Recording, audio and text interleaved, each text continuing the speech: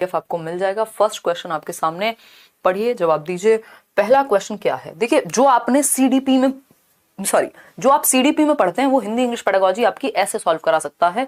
कुछ 2-4 ही टॉपिक हैं जो प्लेलिस्ट भी बनी हुई है, और अभी मैं आपको मंडे को एक प्लान दे दूंगी जिसमें हम लोग किस तरह से कंटेंट प्लस क्वेश्चंस करने वाले हैं। इस 1 महीने में चीजें आपको टेंशन नहीं लेनी, मतलब पेपर आपका निकल जाएगा।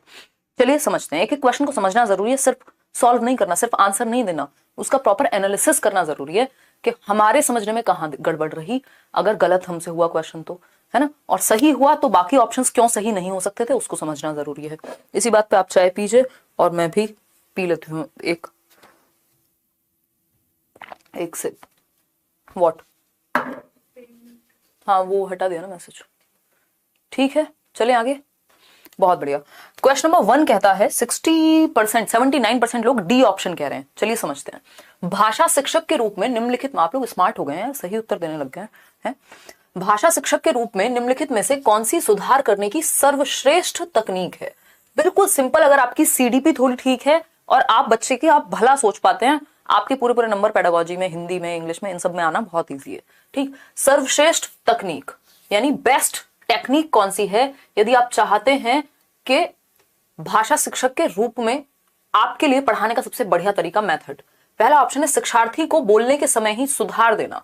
देखिए सबसे ज्यादा जरूरी होता है जब हम लैंग्वेज की बात करते हैं या वैसे भी पेडागोजिकली भी, कि हम बच्चे को अभिव्यक्ति की आजादी दें, है ना, एक्सप्रेस कर पाए, वो फ्रीडम टू एक्सप्रेस हिमसेल्फ और हरसेल्फ। ठीक।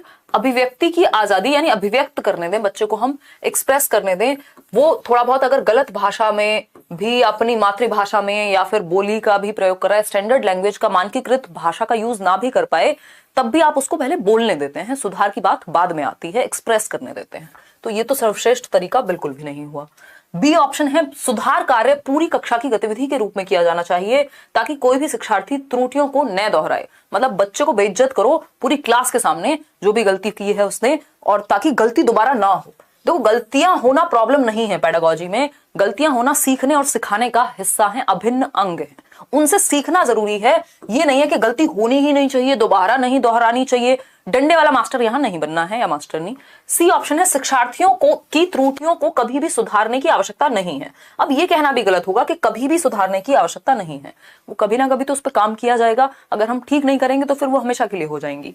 डी ऑप्शन है शिक्षक त्रुटियों का विश्लेषण करे, यानी एनालाइज करें। ये हम CDP में भी कई क्वेश्चन इस तरह के कर चुके हैं, बाल विकास में भी, जहां हम ये कहते हैं, क्वेश्चन में खुद पूछा जाता है कि क्यों जरूरी है एरर्स को एनालाइज करना। तो एरर्स को एनालाइज करना, भाई फेल हुए तो क्यों हुए, सारे सब्जेक्ट उठा के देख रहे हैं कहां गड़बड़ रही, कहां स्कोर कम रहा, किस टॉपिक को समझने में दिक्कत रही। ठीक। तो शिक्षक त्रुटियों का क्या करे, विश्लेषण करे, एनालिसिस करे और उनके पैटर्न को पहचानने, यानी एक तरह की किस पैटर्न पे गलतियां हो रही है, यानी किन टॉपिक्स में बच्चे को दिक्कत आ रही है, ठीक, को पहचानने के पश्चात पुनः पढ़ाए तथा शिक्षार्थियों को उन त्रुटियों के बारे में स्पष्ट करे। ये बात बिल्कुल सही है, कंप्लीट आंसर है। पुराने समय में एक बात होती थी कि भैया अगर आपको पेडागोजी में सही उत्तर पहचानना है तो जो सबसे बड़ा लगे उसको आंसर मार्क कर दो। हालांकि ये बात बिल्कुल भी सही नहीं है, कुछ हद तक सही कह सकते हैं क्योंकि आज की डेट में सारे क्वेश्चंस लेंदी होते हैं और जरूरी नहीं है जो बड़ा है वही सही है, बट वो यहाँ बात लागू होती है कुछ % केस में। ठीक।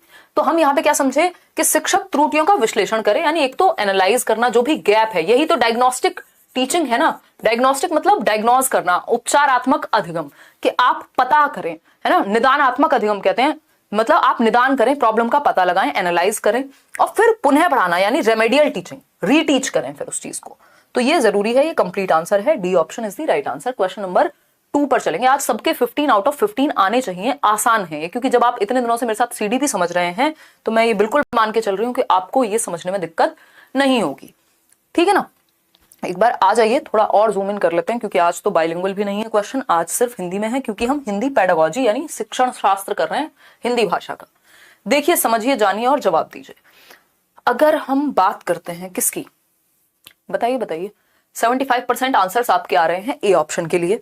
समझते हैं। श्रव्य भाषावाद पूरी तरह से निर्भर है। श्रव्य भाषावाद मतलब क्या हुआ, ऑडियो लिंगुअल मेथड या ऑडियो लिंग्विस्टिक्स। ऑडियो लिंग्विस्टिक्स क्या है भाई, कि भाषा को ऑडियो के माध्यम से सीख रहे हैं आप, ठीक, या ऑडियो लिंगुअल मेथड भी एक मेथड होता है जिसमें सुन करके बच्चा सीखेगा चीजें। अब ये रेडियो हो सकता है, अब ये कोई और ऐसी श्रव्य सामग्री हो सकती है। पहला ऑप्शन है, यानी श्रव्य भाषावाद किस पे फोकस करेगा? भाषा को वास्तविक जीवन के संदर्भ में सिखाने में, दोहराव तथा अभ्यास की आदत डालने में, लक्ष्य भाषा का प्रयोग करने तथा मातृभाषा के प्रयोग का निषेध करने में। ऐसा नहीं है। लक्ष्य भाषा होती है टारगेट लैंग्वेज, कि आप इंग्लिश आपके लिए स्कूल में टारगेट लैंग्वेज हो सकती है जिसको आप सीखने जा रहे हैं। मातृभाषा जो आप घर से सीख के जा रहे हैं, तो मातृभाषा के प्रयोग का निषेध की बात ये नहीं करता। वो डायरेक्ट मेथड है जिसको हम डायरेक्ट को क्या कहते हैं, प्रत्यक्ष विधि। वो कहती है ऐसा कि मातृभाषा का प्रयोग मत कराओ। ठीक। लक्ष्य भाषा से अनुवाद करने में, ये ग्रामर ट्रांसलेशन मेथड यानी व्याकरण अनुवाद विधि कहती है, ये डी ऑप्शन। और सी ऑप्शन जो है वो किसके बारे में है? वो आपके लक्ष्य जो भी प्रत्यक्ष विधि के बारे में है, यानी डायरेक्ट मेथड ऑफ टीचिंग के बारे में है। इन दोनों को हटा देंगे। ऑडियो लिंगुअल मेथड की बात हो रही है, तो संदर्भ में और बिना संदर्भ जाए तेल लेने, यहाँ पे सबसे ज्यादा फोकस रहता है बच्चा सुन करके सीख पाए, समझ पाए, अभ्यास हो जाए उसको। दोहराव तथा अभ्यास की आदत डालना, बार बार आप सुन रहे हैं A for apple, B for ball, तो क्या होगा? आप दोहराव की आदत हो जाएगी, अभ्यास हो जाएगा उस चीज का। ठीक है, कोई दिक्कत नहीं। सीटेट के बैच में आज भी क्लास हुई है चित्ररंजन, आपने शायद अटेंड नहीं की है। 7:30 मेरी क्लास उसमें थर्सडे फ्राइडे होती है सीटेट वाले बैच में, क्योंकि सीटेट का सिलेबस आसानी से खत्म हो जाता है, बहुत अच्छे से डिटेल में हमने समझा है। अदरवाइज बाकी टीचर्स की आपकी 6 क्लासेस चलती हैं, 6 से लेकर 8 तक क्लासेस होती हैं, तो आप शायद अटेंड नहीं कर पा रहे हैं। B option is the right answer. आगे बढ़ेंगे क्वेश्चन नंबर 3। क्या कहता है भाई क्वेश्चन नंबर 3? समझेंगे। क्वेश्चन नंबर 3 कहता है, एक भाषा शिक्षक के रूप में, यानी आप क्या हैं? एक लैंग्वेज टीचर हैं, लैंग्वेज पढ़ाते हैं बच्चों को। ठीक है, भाषा शिक्षक के रूप में हमें अपने विद्यार्थियों में शब्दकोश के सफल प्रयोगकर्ता की आदत डालने का प्रयास करना चाहिए।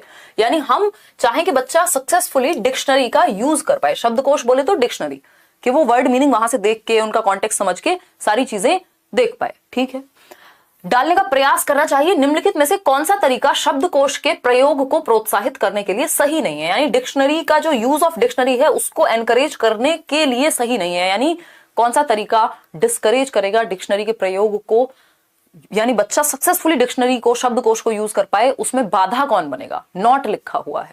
हिंदी पेडागोजी है, इंग्लिश में कैसे ट्रांसलेट करके दें आपको, है ना? बताइएगा। क्योंकि वो ऑडियो लिंगुअल मेथड के बारे में था, इसलिए ए ऑप्शन सही नहीं था। संदर्भ की बात वहां नहीं होगी, वहां फोकस रहता है सुनने पे, संदर्भ में हो या ना हो। ठीक है, करा देंगे वासु, देख लेंगे उसको भी, डोंट वरी। कोई बात नहीं मोनिता, मैं एक बार उदय सर से बात कर लूंगी, अगर पेडागोजी की क्लासेस में कोई भी इशू है तो वो बता देंगे। ठीक, टेंशन नहीं लेनी है। डी ऑप्शन देखिए एक बार, आप लोग कह रहे हैं कितने? 40% लोग। चलिए देखते हैं। वाक्य के भाग ढूंढना, यानी सेंटेंस के पार्ट्स आप ढूंढ रहे हैं और उसमें से सर्च कर करके या डिक्शनरी का प्रयोग कर करके पता कर रहे हैं, ये बात तो ठीक है, लेकिन हमें नहीं पूछा है संदर्भ में उपयुक्त अर्थ चुनना, यानी जो कॉन्टेक्स्ट के अकॉर्डिंग सही बात है। मान लीजिए कोई शब्द, सेम शब्द अलग अलग कॉन्टेक्स्ट में, संदर्भ में अलग अलग तरह से मीनिंग रखता है, ये बात हमें पता है। ठीक है, शब्द की वर्तनी जानना, यानी जब बच्चे को स्पेलिंग चेक करनी होगी तब वो डिक्शनरी का यूज करेगा। ये तीनों ही चीजें डिक्शनरी के यूज को प्रमोट करती हैं, पॉजिटिव हैं। लेकिन प्रत्येक नए शब्द के लिए शिक्षक से पूछना, अगर बच्चे में आदत ये डल जाएगी कि हर एक नया शब्द जैसे ही आया वो टीचर से पूछने लगता है मीनिंग, तो वो खुद से डिक्शनरी का यूज या शब्दकोश का प्रयोग नहीं करेगा। ये हतोत्साहित करता है। जब आप इस चीज को प्रोत्साहित करेंगे कि टीचर से पूछ लो तुरंत जैसे ही कोई भी नया शब्द आए, पहले आप खुद कोशिश करते हैं, खुद से एक्टिव होकर के बच्चा वर्तनी जानेगा या शब्दकोश उठा करके लाएगा, उसमें ढूंढेगा। इससे आपकी सेल्फ लर्निंग, इंडिपेंडेंट लर्निंग, स्वतंत्र रूप से सीखने की चाह बढ़ती है बच्चे में। तो D option is the right answer. नहीं तो हमेशा तो टीचर तैयार नहीं होगा, मतलब आपके आसपास ही हो, तो आपको सेल्फ लर्निंग भी आनी चाहिए। D option is the right answer. Question number 4 देखिएगा एक बार, ये क्या कहता है? क्वेश्चन नंबर 4 कहता है, निम्नलिखित में से कौन सा एक प्रामाणिक श्रवण का उदाहरण है? प्रामाणिक श्रवण हम बोलते हैं ऑथेंटिक लिसनिंग। ये इंग्लिश में भी एक क्वेश्चन आता है इस पे और हिंदी में भी। हिंदी और इंग्लिश की पेडागोजी या किसी भी लैंग्वेज की पेडागोजी कोई खास अलग नहीं है, लगभग सेम ही है। ऑथेंटिक, बस मीडियम चेंज हो जाएगा। ऑथेंटिक लिसनिंग बोलते हैं इसको। ऑथेंटिक लिसनिंग बोले तो जो चीजें रियल लाइफ या प्रमाणिक हो, कुछ प्रमाण उनका कुछ हद तक संभव हो। अब ये न्यूज आर्टिकल्स हो सकते हैं, और क्या हो सकता है, और भी कुछ इस तरह की चीजें हो सकती हैं। नहीं तो फिर आपको आइडिया मिल जाएगा, आप जवाब हिंट मिल जाएगा, आप चीटिंग कर लेंगे। सस्वर पठन, सस्वर पठन होता है सुर लय ताल के साथ। जब आप कोई कविता गा रहे हैं या पढ़ रहे हैं कोई और इस तरह के लय के साथ, सुर के साथ, ताल के साथ, तो सा स्वर पाठन जरूरी नहीं है कि एक ऑथेंटिक मटेरियल होगा, ऐसी कोई काल्पनिक कविता हो सकती है, तो इसको ऑथेंटिक हम नहीं कहेंगे। कहानी सुनना, कोई भी कहानी इमेजिनरी कल्पनाशीलता वाली हो सकती है, जरूरी नहीं है वो फैक्ट ही हो या ऑथेंटिक ही हो, रियल लाइफ से जुड़ी हुई ही हो, जरूरी नहीं है। गीत गाना, गीत गाना भी अपने आप में कल्पनाशील एक्टिविटी ज्यादा है। ऑथेंटिक लिसनिंग में या तो हम कोई न्यूज आइटम की बात करते हैं या फिर रेडियो पर कोई प्रसारण भी इसका उदाहरण हो सकता है। अब अगेन ऐसा नहीं है कि रेडियो पर जितने भी प्रसारण हो रहे हैं वो सब ऑथेंटिक हैं, बट हाँ, इन सब में से रेडियो प्रसारण एकमात्र ऐसा सही उत्तर है जहां पर ऑथेंटिक लिसनिंग के चांसेस ज्यादा हैं, ऑथेंटिक चीजें आपको ज्यादा मिलेंगी। ठीक, तो ऑथेंटिक लिसनिंग का जो एग्जांपल है वो यहाँ रेडियो प्रसारण है, बाकी न्यूज आर्टिकल वगैरह भी ऑथेंटिक मटेरियल्स में आते हैं। C option is the right answer. Question number 5 पर चलेंगे, पढ़िएगा। भाषा शिक्षक के रूप में हमें व्याकरण का डैश ज्ञान होना चाहिए। मतलब जब आप एक लैंग्वेज टीचर हैं तो आपको व्याकरण का कैसा ज्ञान होना चाहिए, ये पूछा है हमसे सिंपल भाषा में। बताइएगा, हल्का सा इसको जूम आउट कर देते हैं। देखिए, जूम आउट किया हमने। भाषा शिक्षक के रूप में हमें व्याकरण का डैश ज्ञान होना चाहिए। अव्यक्त तथा व्यक्त, यानी जो व्यक्त किया जा सके, एक्सप्रेस किया जा सके, और जो व्यक्त ना किया जा सके, दोनों तरह का। चलिए, पॉजिटिव है। सुस्पष्ट, ये भी बुरा नहीं है, लेकिन हमें क्या चाहिए, बेस्ट ऑप्शन चाहिए 4 ऑप्शंस में से। अव्यक्त तथा सुस्पष्ट दोनों, ये थोड़ा बेटर लग रहा है। विस्तृत ज्ञान हो, ठीक है, ये भी अच्छा है। तो ये देख रहे हो, पेडागॉजी का यही खेल है, 4 ऑप्शन सही है। कोई भी ऐसा ऑप्शन नहीं है जो नेगेटिव हो या जिसको हम सिरे से नकार दें, बट हमें क्या चाहिए, बेस्ट ऑप्शन, है ना। यहाँ वर और वधू की तलाश चल रही है, ये याद कर लेना। मतलब जब आप ऑप्शंस में सेलेक्ट करते हैं पेडागॉजी में स्पेशली, तो बेस्ट जो आपके अनुसार बेस्ट हो। अब यहाँ पे इनके अनुसार भी चलना पड़ेगा, जो बच्चे के लिए बेस्ट हो, ठीक है। बाकी सब में जो कॉम्प्रिहेंसिव हो, या तो बाकी ऑप्शंस को अपने अंदर समाहित करता हो या फिर उन सब में क्लियरली बेस्ट हो, ठीक है। तो ये अव्यक्त तथा सुस्पष्ट दोनों, यानी जो इम्प्लिसिट है, जो व्यक्त नहीं किया जा सकता वो भी, और जो मतलब जो मीनिंग जो है छिपा हुआ है, हिडन मीनिंग है वो भी, और सुस्पष्ट यानी क्लियर भी होनी चाहिए। जो नॉलेज है वो सुस्पष्ट भी हो, और अव्यक्त जो बातें डायरेक्टली कही जा रही है वो भी समझ ले टीचर, और इनडायरेक्ट वाली तो समझ ली। तो सुस्पष्ट में तो डायरेक्टली व्यक्त अपने आप आ जाएगा, तो इसलिए इस ए से ऑप्शन ज्यादा बेटर है, सी। तो सही उत्तर क्या हुआ, सी ऑप्शन, जो कि 54% लोग दे पा रहे हैं। आगे बढ़ेंगे क्वेश्चन नंबर 6 पर। क्वेश्चन नंबर 6 क्या कहता है, देखिए सीडीपी अगर आप अच्छे से कर लेते हैं, इसीलिए कहा जाता है कि बाकी सब्जेक्ट में उतनी तकलीफ आपको फिर नहीं होती है। खैर, हम सारे ही सब्जेक्ट करेंगे जो भी इंपॉर्टेंट है, जहां पे भी पेडागॉजी है। निदानात्मक परीक्षण यानी डायग्नोस्टिक टेस्ट, क्या है ये, डायग्नोस्टिक टेस्ट। इंग्लिश में भी यही क्वेश्चन पूछेगा, बस लैंग्वेज चेंज कर देगा, वहां इंग्लिश में पूछ लेगा, ठीक, क्योंकि ज्यादातर टॉपिक्स जो है वो कॉमन है। समझ पा रहे हैं हम लोग? बहुत बढ़िया। तो डायग्नोस्टिक परीक्षण यानी निदानात्मक परीक्षण निदान के लिए होता है। जब आपको बुखार हो तो आप टेस्ट कराने जाते हैं एक लेबोरेटरी में, या जिनको हम डायग्नोस्टिक लैब्स बोलते हैं, कि भाई 4 दिन से बुखार है, उतर नहीं रहा, नॉर्मल दवाई से पता करेंगे क्या हुआ है, मलेरिया है क्या है, तो वो ब्लड निकालेंगे, आपका टेस्ट करेंगे, डायग्नोस करेंगे कि प्रॉब्लम आपको है क्या, उस हिसाब से फिर रेमेडी दी जाएगी यानी दवाई दी जाएगी। ऐसे ही टीचिंग में होता है, पहले आप प्रॉब्लम का पता लगाते हैं निदानात्मक परीक्षण से। आपने एक टेस्ट लिया बच्चे का, अब आप जान रहे हैं कि उसको प्रॉब्लम आखिर है कहां पर, गैप कहां है, फिर उसके बाद आप रेमेडियल टीचिंग देते हैं, जिसको हम उपचारात्मक शिक्षण कहते हैं। तो डायग्नोज करने के बाद हमेशा रेमेडियल टीचिंग हमेशा डायग्नोस्टिक के बाद दी जाएगी, ये बात हमें याद रखनी है। क्वेश्चन इस पे 100% आता है, और सिर्फ यहां हिंदी या इंग्लिश या सीडीपी में नहीं, मैथ्स, पेडागॉजी, ईवीएस सब जगह आता है। उपचारात्मक शिक्षण जो है वो निदान के बाद दिया जाएगा, ठीक। ये बेसिक कॉन्सेप्ट है जो हमें पता होना चाहिए, ठीक। शिक्षण अधिगम के समय और अंतराल पर, यानी निदानात्मक परीक्षण की जो सफलता है वो इस पे निर्भर करेगी कि कितनी देर सीखा गया। देर पे नहीं, जितना भी सीखा गया वो किस हद तक सही है, कमी कहां है, ये ड्यूरेशन के बारे में बिल्कुल नहीं है। व्याकरण के नियमों पर, सिर्फ व्याकरण पढ़ते हैं क्या हम, जी नहीं, संदर्भ में वो भाषा को सीख पाया कि नहीं सीख पाया। फिर है सी ऑप्शन, निदानात्मक शिक्षण तथा सामग्री पर, यानी जो रेमेडियल टीचिंग हुई है और उसमें क्या मटीरियल यूज किया है। मे बी मटेरियल कोई भी वैसे यूज हुआ हो, बट रेमेडियल टीचिंग ठीक होनी चाहिए। फिर भी ये इतना नेगेटिव नहीं है जितने बाकी के 2 ऑप्शन नेगेटिव हैं। चलो इसको रख लेते हैं डाउट में, क्योंकि 2 ऑप्शन में जनरली डाउट आ ही जाता है पेडागॉजी में। डी ऑप्शन है, अधिगम में पिछड़ने के कारणों को पहचानने पर। डायग्नोज का मतलब ही है आप गैप समझ पाए, कमी रह कहां गई, उसके बाद उसको सुधरवाएंगे। तो अधिगम में पिछड़ने के कारणों को पहचानने पर, इससे ज्यादा बेहतर है ये कि सबसे ज्यादा जरूरी है कि हम कारण पहचान पाएं। हम डायग्नोज जो कर रहे हैं, निदानात्मक परीक्षण ले ही इसलिए रहे हैं कि हम समझ पाएं कि कमी रह कहां गई है, क्या कारण है उसके पीछे, गैप को फिर हम फुलफिल कर पाएंगे। D option is the right answer. आगे बढ़ेंगे, क्वेश्चन नंबर 7 देखिएगा। क्वेश्चन नंबर 7 क्या कहता है भाई? क्वेश्चन नंबर 7 कहता है एक बच्चा बच्ची यानी बच्चा या फिर बच्ची विद्यालय में भाषा की कक्षा में अपनी प्रथम भाषा को सीखने में अक्सर समस्या का सामना करते हैं या करता है क्योंकि, समझिएगा फिर से, एक बच्चा है या बच्ची है, जब वो स्कूल में अपनी ही प्रथम भाषा समझ रहे हैं ना, मातृभाषा उसकी फर्स्ट लैंग्वेज, मान लीजिए हिंदी है, और हिंदी मेरे को घर में मैंने सीख ली, बोलना आता है, मैं 6 साल की उम्र में पहली कक्षा में गई, और लेकिन अब जब मैं स्कूल में हिंदी सीख रही हूं तो मुझे मुश्किल लग रही है। अदरवाइज तो मैं हिंदी में बातें कर लेती हूँ, बातें समझ लेती हूँ, मूवी देख लेती हूँ, कार्टून देख लेती हूँ, और सारी चीजें सही चल रही है, हिंदी तो मुझे आती है। लेकिन जब आप उसको पढ़ने लगते हैं स्कूल में जाके तो समस्या का सामना करना पड़ता है। इसका रीजन बताइए। इसका सिंपल रीजन क्या होगा?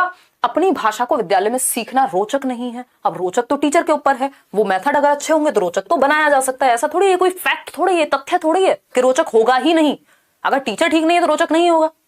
नोट्स छोटू कल मिल जाएंगे सीडीपी के, मोस्ट प्रोबेबली नहीं, अगर कल नहीं मिले किसी %, क्योंकि कल 3-4 घंटे की क्लास है, नहीं तो मंडे तो आपको नोट्स मिल ही जाएंगे ज्यादातर सब्जेक्ट के, या फिर नेक्स्ट कमिंग वीक में एक एक दिन करके एक एक नोट्स आपको मिलते रहेंगे। ठीक है, खैर बी ऑप्शन है विद्यालयी भाषा घर की भाषा की अपेक्षा अधिक औपचारिक है। बी ऑप्शन 63% लोग सही दे रहे हैं आंसर, जो कि बहुत खुशी की बात है कि विद्यालय भाषा घर की भाषा की अपेक्षा क्या है? औपचारिक है, अधिक फॉर्मल है। अगर हम यहाँ बिल्कुल रोबोट की तरह बातें करेंगे, कभी हंसी मजाक नहीं होगा, है ना, कभी जोक्स नहीं होंगे जो आपके एज ग्रुप को समझ में आते हैं, जिसमें मजा आता हो, तो फिर ये क्लास कैसी हो जाएगी? बहुत औपचारिक हो जाएगी, फॉर्मल हो जाएगी। तो जब हम डेली लाइफ में घर में इस भाषा सीखते हैं तो वो अनौपचारिक होती है, इनफॉर्मल होती है। हमें लगता है अरे ये तो अपना ही बंदा है, अपनी ही बंदी है। मतलब जब हम किसी से मिल रहे हैं, टीचर से, एक वो कंफर्ट की फीलिंग आनी चाहिए।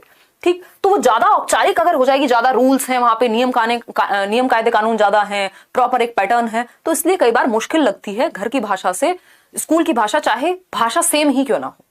ठीक, क्योंकि वहां आप नियम कायदे कानून, तौर तरीके, टीचर, मेथड्स और बुक वगैरह के थ्रू सीख रहे होते हैं। फॉर्मली लैंग्वेज को औपचारिक ज्यादा है, इसलिए ऐसा होता है। बच्चा या बच्ची अपनी उस भाषा को जानता है या जानती है, तथा विद्यालय में उस भाषा को पुनः सीखने में कोई तथ्य नहीं है। ऐसा नहीं है कि कोई फायदा नहीं है दोबारा सीखने में क्योंकि वो जानता है। भाई बहुत सारे ग्रामर के, व्याकरण के नियम होते हैं, या बहुत सारी बातें होती हैं भाषा के बारे में। हिंदी आपने सीख ली घर में मातृभाषा के रूप में, बट उसके बारे में जानते आप प्रॉपर कहाँ है? स्कूल में जाकर के। तो विद्या, ऐसा नहीं है कि इसमें कोई फैक्ट नहीं है, आप प्रॉपर सीख पाते हैं भाषा को। विद्यालय में उस भाषा को सीखना कठिन है, ये भी कोई फैक्ट नहीं हुआ। तो बी ऑप्शन जो है वो सही कारण है कि इसलिए कठिनाई होती है क्योंकि ज्यादा फॉर्मल होती है जब आप उस लैंग्वेज को विद्यालय में सीखते हैं। क्वेश्चन नंबर 8 देखिए और पढ़िए, जवाब दीजिए पोल में। ठीक है जी। यार साइंस तो मैं नहीं कराती हूँ, साइंस और एसएसटी, है ना। चलिए खैर, जवाब दीजिए। 21,000 लोग हम लोग जुड़े हुए हैं, सिर्फ 9,100 लोगों ने लाइक किया है, तो बाकी के आधे से ज्यादा लोग लाइक शेयर कर दें अगर उनको सेशन पसंद आ रहा हो, समझ में आ रही हो बातें। कहानी सुनाना विद्यार्थियों की सहायता करता है, यानी जब आप स्टोरी सुना रहे हैं कोई उनको, है ना, वाचन कर रहे हैं किसका? कहानी का सुना रहे हैं बेसिकली, इससे क्या सहायता मिलेगी बच्चों की? अनुशासन में बैठने में, मे बी कक्ष में एकाग्र होने में, हो सकता है भाई उनका ध्यान पहुंच जाए, एकाग्र हो जाए, वो ज्यादा अटेंशन पे कर पाए, इंटरेस्टिंग कहानी है, आपकी स्टोरी है, ठीक है। कक्षा के वातावरण का आनंद लेने में, ये बात भी सही है। अपनी कल्पनाशीलता का विकास करने में। अब देखो यहाँ चारों ऑप्शन सही हैं, पॉजिटिव हैं, कोई बच्चे की बुराई की बात नहीं कर रहा, लेकिन जो सबसे ज्यादा बच्चे को एक्टिव रखे, सक्रिय हो, जहां बच्चा सौरभ पांडे, और जिसमें बच्चे का ज्यादा भला हो, तो ज्यादा भला कहां है? अपनी कल्पनाशीलता का विकास करने में है, जो कि 78% लोग सही आंसर दे रहे हैं। बहुत खुशी की बात है, अब आप लोग आंसर सही दे रहे हैं। देखो, अनुशासन, एकाग्रता, आनंद तीनों हो जाएंगे यदि बच्चा अपनी कल्पनाशीलता का विकास करेगा, या उसका ध्यान, उसको इंटरेस्ट उस चीज में आ रहा होगा। ये बाकी तीनों चीजें अपने आप आ जाएंगी। और बच्चे का जो विकास है वो कब बेहतर होगा? सिर्फ